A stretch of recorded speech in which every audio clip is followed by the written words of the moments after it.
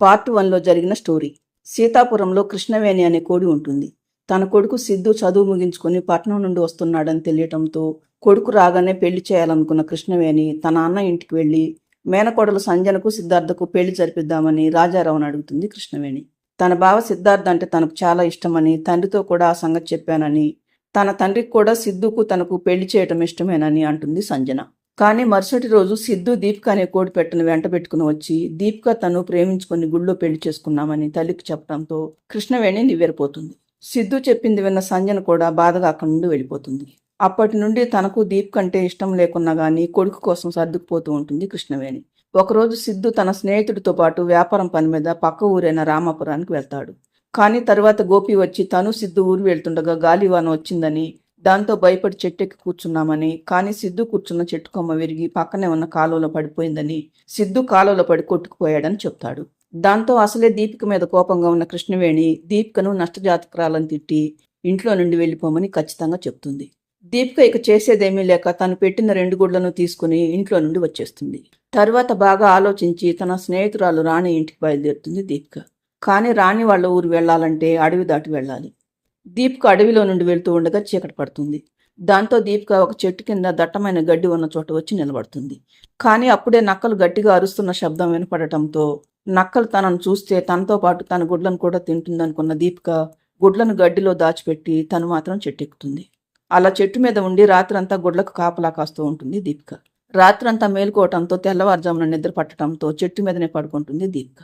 కానీ తెల్లవారుతూ ఉండగా గుడ్లలో నుండి బయటకు వచ్చిన దీపిక పిల్లలు గడ్డిలో నుండి బయటకు వచ్చి అడవిలోకి వెళ్ళిపోతారు. కాసేపటికి మెలకు వచ్చిన తర్వాత గుడ్ల కోసం గడ్డిలో వెతికిన దీపికకు అక్కడ గుడ్లు పగిలిపోయి ఉండటం కనిపిస్తుంది. దాంతో తన పిల్లలు గుడ్లలో నుండి బయటకు వచ్చి ఎటో వెళ్ళిపోయారనుకుని పిల్లల కోసం అడవిలో వెతకటం మొదలు పెడుతుంది దీపిక. మరోవైపు తెల్లవారిన కాసేపటికి ఇంటికి వస్తాడు సిద్ధార్థ. రావటంతోనే దీపిక గురించి తల్లిని అడగటంతో ఏం చెప్పాలో తెలియక భయపడుతూ ఉంటుంది కృష్ణవేణి. ఇంకోవైపు గడ్డిలో నుండి బయటకు వచ్చిన కోడి పిల్లలు అడవిలో తిరుగుతూ ఉండగా వాటిని ఆకలి మీదున్న ఒక పాము చూసి వెంటపడుతుంది. కొంత దూరం పరిగెత్తిన కోడి పిల్లలు అలసిపోయి ఒక చోట నిలబడటంతో పాము కోడి పిల్లల మీదకు దూకుతుంది. ఇక తర్వాత ఏం జరుగుతుందో చూడండి. పాము కోడి పిల్లల్ని చంపబోతూ ఉండగా హఠాత్తుగా ఒక నెమలి వచ్చి కోడి పిల్లలకు పాముకు మధ్యలో నిలబడుతుంది. నెమలిని చూసి భయపడ్డ పాము అక్కడి నుండి పారిపోతుంది. తరువాత నెమలి భయంతో ఏడుస్తున్న కోడి పిల్లల్ని ఓదారుస్తూ, ఏడకండి పిల్లలు, భయపడకండి, మీకు నేనున్నాను అని నెమలి అనటంతో కొంతసేపటికి కోడి పిల్లలు మామూలు స్థితికి వస్తారు.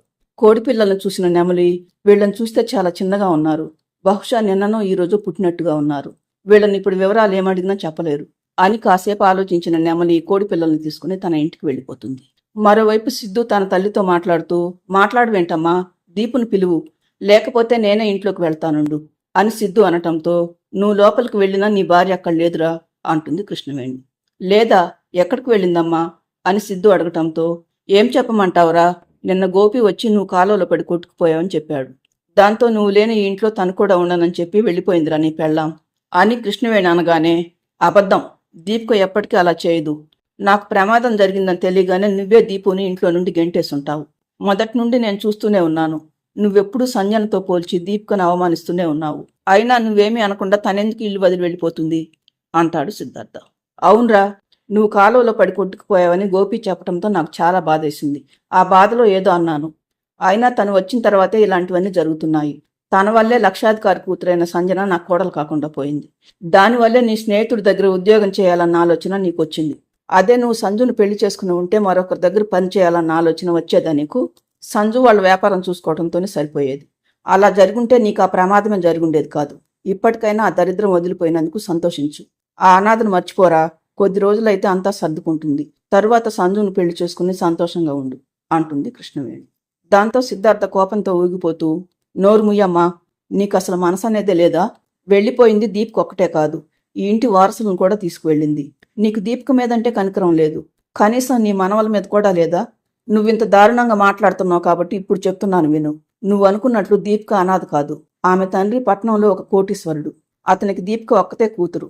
తన కూతురికి పెళ్లి చేయాలని దీపిక వాళ్ళ నాన్న ఒక గొప్పింటి సంబంధం చూశాడు. కానీ దీపికకు నేనంటే ఉన్న పిచ్చి ప్రేమతో ఆస్తిని తల్లిదండ్రులను వదులుకుని నాతో రావటానికి సిద్ధపడింది. మా ప్రేమ సంగతి తెలిసి దీపిక వాళ్ళ నాన్న ఆమెనేమో కానీ ముందు నన్ను బ్రతకనివ్వడు. అందుకే ఆలస్యం చేయకుండా మేము పెళ్లి చేసుకున్నాం. మాకు త్వరగా పిల్లలు పుడితే ఇక వాళ్ళ నాన్న నన్నేమీ చేయడని ఎవరికీ తెలియకుండా పెళ్లి చేసుకుని మన ఇంటికి వచ్చింది దీపిక. అందుకే మన ఇంటికి వచ్చిన తర్వాత దీపిక ఒక్కసారి కూడా ఇల్లు వదిలి బయటకు వెళ్ళలేదు. ఇక పిల్లలు పుట్టబోతున్నారు, మమ్మల్ని ఇంక ఎవరు వేరు చేయలేరని సంతోషిస్తూ ఉండగా ఈ అనర్థం జరిగింది. నువ్వు అనుకున్నట్లు దీపిక నష్టజాతకురాలు కాదమ్మా. తన అదృష్ట జాతకం వల్లే చావవలసిన వాడిని తిరిగొచ్చాను. అదృష్టవశాత్తు నేను చెట్టు మీద పట్టుకుని కూర్చున్న కొమ్మ ఎండిపోయింది. అది గాలి తాకిడికి విరిగి కాలువలో పడిన మాట నిజమే. నేను దాంతో పాటు కొట్టుకుపోయిన మాట కూడా నిజమే. కానీ అది ఎండిపోయిన కొమ్మ కావటంతో నీటిలో మునిగిపోలేదు. చాలాసేపటి తర్వాత అది ఒక ఒడ్డుకు చేరింది. ఆ కొమ్మ నీటిపైనే తేలుతూ ఉండటంతో నాకేమీ కాలేదు. కానీ ఆ గాలి వాన్లో గోపి ఇదంతా ఏమీ గమనించలేదు. నేను చెట్టు కొమ్మతో పాటు నీటిలో కొట్టుకుపోవటమే వాడు చూశాడు. అందుకే మీకు అలా చెప్పాడు అంటాడు సిద్ధు. దాంతో కృష్ణవేణిలో కంగారు మొదలవుతుంది. ఏంటి, దీపిక అనాథ కాదా? కోటీశ్వరుడు కూతురా? అమ్మో, వాళ్ళ నాన్నకు ఇప్పుడు కాకపోయినా ఎప్పటికైనా తన కూతురు నిన్ను పెళ్లి చేసుకుని మన ఇంటికి వచ్చిందని తెలుస్తుంది.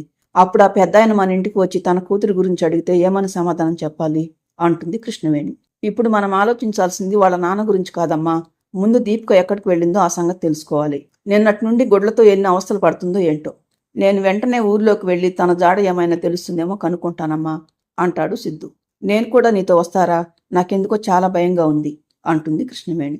తర్వాత తల్లి కొడుకులిద్దరూ ఊర్లోకి వెళ్లి దీపిక జాడ ఏమైనా తెలుస్తుందేమోనని ప్రయత్నించినా ఫలితం మాత్రం ఉండదు. మరోవైపు దీపిక పిల్లల కోసం అడవిలో వెతికి అలసిపోయి రాత్రి తను ఉన్న చెట్టు దగ్గరికి వచ్చి చెట్టు క్రింద నిలబడి ఏడుస్తూ ఇలా అనుకుంటూ ఉంటుంది. అసలు నేనేం పాపం చేశానని నాకే ఇలా జరుగుతూ ఉంది. నిన్న నా భర్త చనిపోయాడు. ఈరోజు నా పిల్లలు దూరం అయ్యారు. నా తల్లిదండ్రులను నేనే దూరం చేసుకున్నాను. ఇక నేను ఎవరి కోసం బ్రతకాలి? ఎవరూ లేని బ్రతుకు నాకొద్దు. నేను చనిపోవటమే అన్ని సమస్యలకు పరిష్కారం అనుకున్న దీపిక తన భర్త చనిపోయినట్లుగానే తను కూడా నీటిలో పడి చనిపోదాం అనుకుని అడవిలో ఏ చెరువో కాలువో కనపడకపోతుందో అనుకుంటూ వెతుక్కుంటూ వెళ్తుంది దీపిక. ఇంతలో ఆమె చావటం ఇష్టం లేనట్టుగా చీకటి పడుతుంది. భగవంతుడా, ఈ చావు కూడా నేనంటే ఇష్టం లేనట్టుంది. అందుకే ముందుకు వెళ్ళటానికి దారి కూడా కనిపించటం లేదు అనుకుంటూ ఒక చెట్టు క్రిందకు వచ్చి నిలబడుతుంది దీపిక. అలా ఆ రోజు ముగిసిపోతుంది. మరుసటి రోజు తెల్లవారిన తర్వాత కోడి పిల్లలు ఏడుస్తూ ఉంటాయి. అది చూసిన నెమలి, పాపం ఈ పిల్లలిద్దరూ రాత్రి నుండి ఏడుస్తూనే ఉన్నారు. ఏం పెట్టినా తినలేదు.